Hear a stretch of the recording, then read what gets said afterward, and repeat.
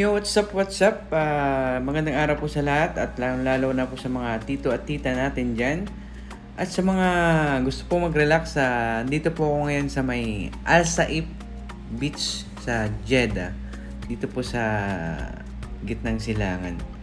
So, at dahil po wala po tayong client ngayon, so meron din po tayong karapatan na mag-relax. So, sa mga gusto mag-relax dyan at sa mga naghahanap ng mga beach dito sa Jeddah, puntahan niyo po yung Al Saif Beach sa Jeddah po yan. So, napakaganda po ng place. Yan po. Yan po yung pinaka-park nila.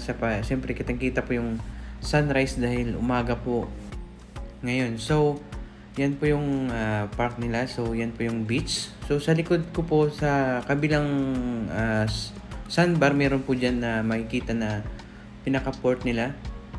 Yan po. So, yun sa likod ko, meron din pong comfort room.